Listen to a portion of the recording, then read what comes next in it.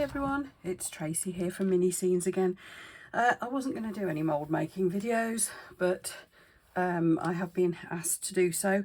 So first of all, I thought I would start with the most basic mould I can make, which is also partly because I need a new mould. So I thought, well, I might as well make one. The moulds that I use for making my fairy lights have seen better days, so I was going to make several. Now, I tend to make them in these little pots because this is the little guinea pig. That's my original. And I can just sit him in the bottom, glue him down and work from that to make my mould. Most things that you would make a mould from, you would want a completely flat bottom, which this little pot hasn't got. And that's where either using flat bottom pots or using cake moulds or cutters, or the sort of things that you can glue down, bottles with the bottom cut out of, that sort of thing. Those all come into play. But for these little simple ones, and to be fair, for quite a lot of the ones that I make, just making them in a little pot works. Now this, the fact that it's raised in the bottom here, don't know if you can see that. That's quite handy because that means that I get like a lip around it. Here's one of my old ones. This one's not too bad still, actually. Could do with a bit of a clean up by the look of it, but it's okay. And you can see that little recessed area is quite handy for this particular mould, because when I'm working with ultraviolet resin, if I get a bit of an overspill, it doesn't go everywhere. So because they're quite small, I quite like that. But that was actually made in one of these. So things you'll need then is something to retain, something to hold the mould. Some silicone release spray is a bonus. I'm still using this stuff. I'm running low though, but I shall put some different ones in the links below so that you can find them. That would just mean it comes out of there easier, but to be quite honest, these sort of pots and yogurt pots and things, you can just cut them open, so they're pretty straightforward anyway. The other things you'll need is something other than a silicone mat underneath you, because one thing that does stick to silicone is other silicone. So if you've got jolly nice silicone mats like I have, or cooking, baking mats and that sort of thing, you will ruin them. So let's put that out of the way. So I've got a bunch of these little pots because I'm probably going to make a few moulds ultimately, but I'll start with just the one. And I've just swapped pots because I realised I've just sprayed the silicone spray into that one, and actually I need to stick the pig down first. The other thing you're obviously going to need is silicone. Now, here we go. It's messy stuff, but rather fun. I have got the silicone from Let's Resin. Some I have had before from them, the smaller pots. I'm just mixing it up. There's a stopper in it. Yeah, I've had the smaller bottles, they do a really nice little sort of starter kit, which is just the job. 2 tiny little bottles. Now if you're just getting started out with making moulds, or you're not going to make many, that's perfect and not very expensive. Because I found it so good, and because I knew I needed to make a load more moulds, I've stocked up with another batch. Incidentally, this paper that I've got underneath my work surface at the moment is the slippy paper that they use for backing stickers with. I've got a friend who makes stickers, and he kindly gave me a great big roll of it a while ago, years ago actually. So Martin of Sticky Fingers, if you happen to stumble across this video, thank you, I'm still using it. Thing is, everything peels off this, isn't it? It makes for a nice sort of semi-waterproof surface. So there you go, you've got your 2-part silicone, you mix it up. This one is fairly translucent as well. It's easy to mix because it's 1-to-1, but you do want to make sure you mix it really thoroughly. Being sort of semi-translucent, is there enough there is the question. I'll put a dot more in. Being sort of semi-translucent, it's means that ultraviolet light can go through it. I'm just going to put a little dot more in to be on the safe side, I think. Just a tiny dot. There we go.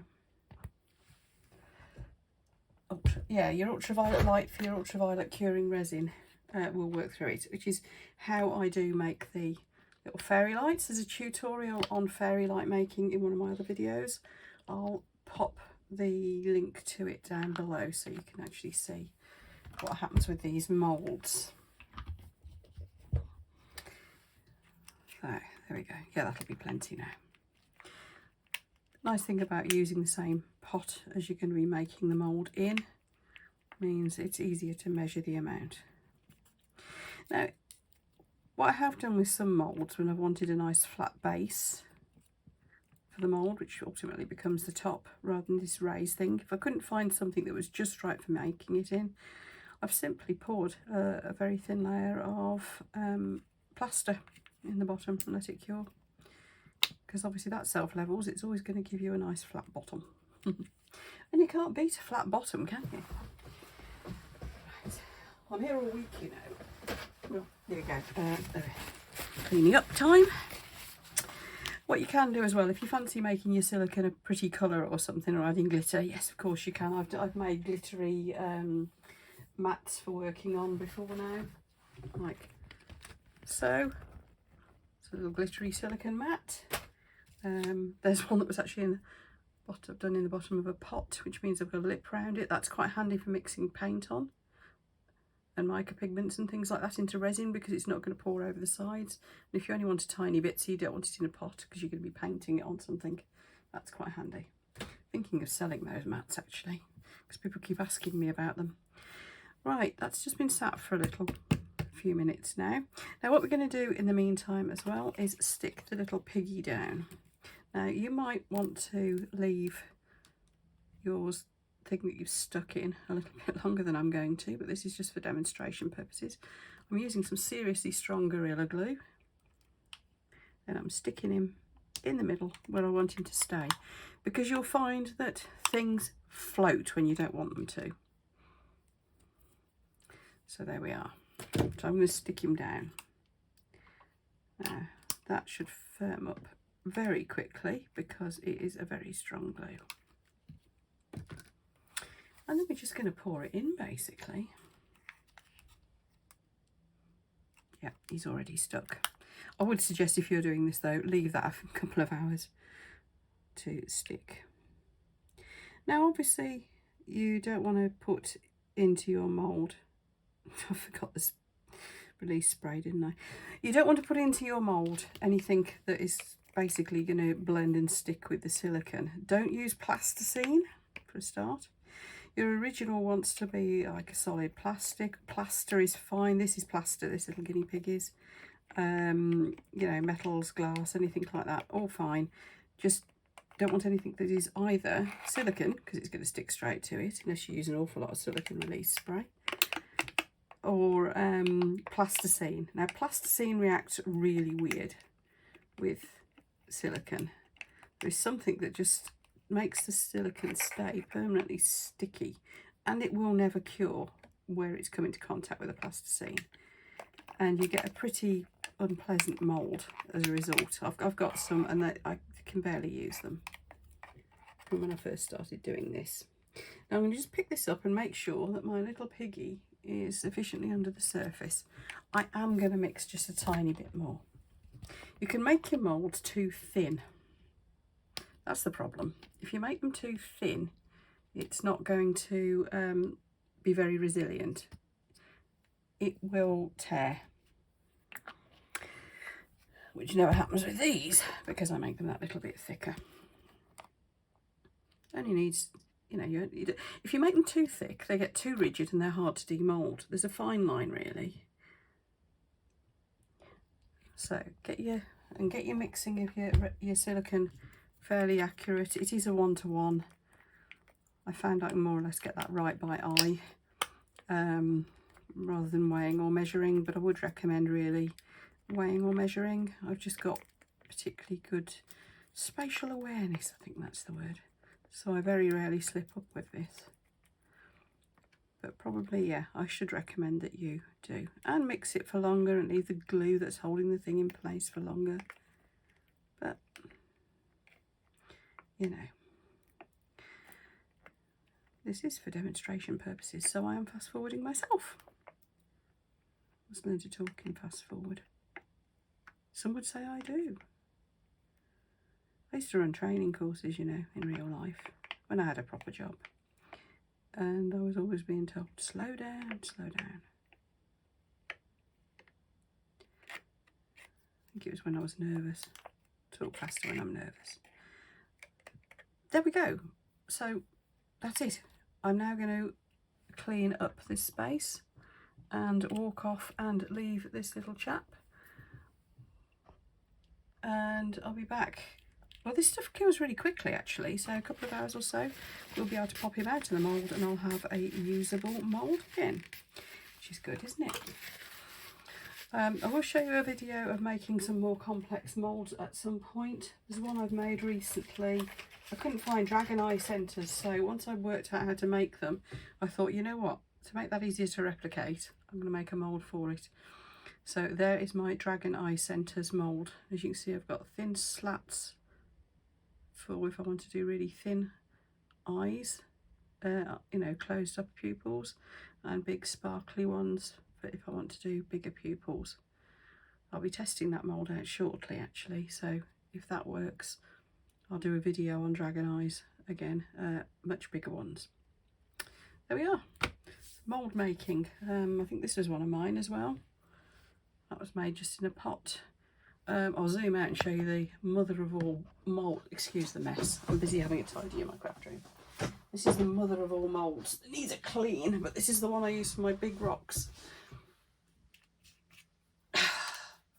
That was made in the bottom of a bucket, and I think it cost me about, yeah, it needs a good clean, but I think that cost me something like, I think it might have been approaching about 50 quid in silicone. There's a lot there, and I kept thinking, oh, I've got plenty, and ended up with it where you can see in layers, the 3 different layers I ended up adding, which isn't a problem. It's all the same brand and it sticks to itself.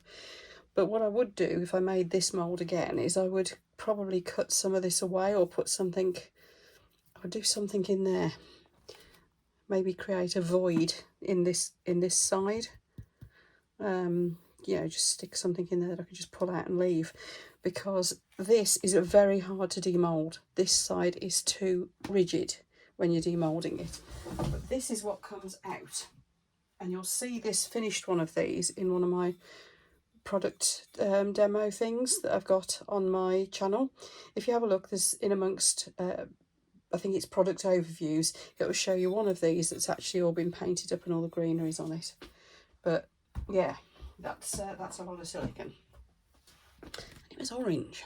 It's a different brand of silicone. It was a very good one actually, but obviously not translucent, so no good for using with, yeah, ultraviolet. So there we go. One little mould. You can see that's still very liquidy. You can still see the little piggy in there. Come back in a couple of hours and show you the result. Right, here we are again. I have demoulded the mould by destroying the little cup, because that's the easiest way to do it. And here we are. Got the little piggy out really easily, and I'm pleased to report that that glue I used, it was to stick the piggy down. It was Gorilla's contact adhesive, and used a tiny bit, but it hasn't reacted with the silicone. I've had some glues that do, so that's good news. So it's a nice soft silicone, so it's easy to demould for simple shapes like this.